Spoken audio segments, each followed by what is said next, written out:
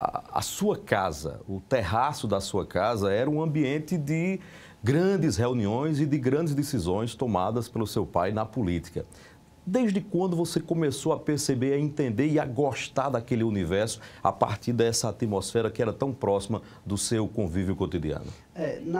Na prática é muito difícil ter um marco disso. Qual foi o dia? Fico imaginando assim, que você na vida tem...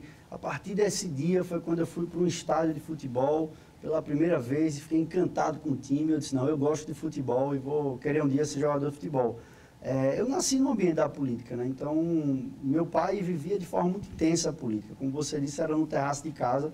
Então, desde que eu me entendo por gente, é que eu me vejo, enfim, acompanhando isso. No início, enfim, criancinha achava ali, era amigo do meu pai, tudo, conversando. Quando eu cresci, eu entendi que o amigo dele era um deputado, era um senador, era alguém que estava, quando ele levava a gente final de semana, ia fazer atividade no interior, levava a gente para acompanhar.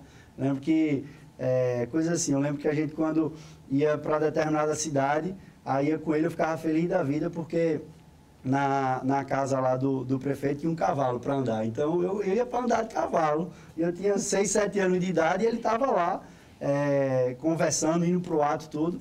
E hoje, quando eu vejo uma foto, eu disse, eita, eu estava aqui, ó, na casa... É a lembrança. Exatamente. Estava na casa de Sandoval, aqui em Brejão, eu estava andando de cavalo e ele estava fazendo o que eu faço hoje. Enfim, quando ia para lá como deputado, fazer política. Então, eu nasci na política e gosto da política. E acho que a política é um instrumento de transformação social e de poder, enfim, mudar a vida das pessoas.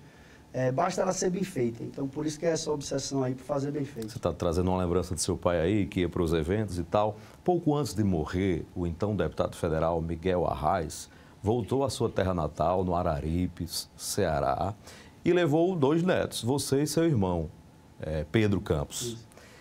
Que memória você tem dessa viagem, desses últimos instantes com o seu bisavô? Foi exatamente 20 anos atrás, foi em agosto de 2004, quando a Almina, a irmã dele, estava completando 80 anos. Ela, inclusive, vai completar 100 anos agora, é a única irmã dele viva. E ele queria que a gente fosse.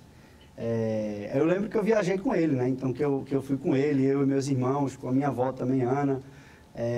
E aí eu lembro meu pai contando depois que ele ligou para meu pai para pedir que a gente fosse com ele. E minha mãe estava grávida na época de José, meu irmão, e não sabia se poderia ir. E aí ele ligou, Eduardo, queria levar os meninos, isso meu pai contava, né? Queria levar os meninos, tudo, posso levar? Aí meu pai disse, fale com dona Renata, né? Isso aí pergunte a ela. Aí ele falou com minha mãe e eu fui com ele, com minha bisavó Madalena. E foi meu irmão Pedro, minha irmã e eu.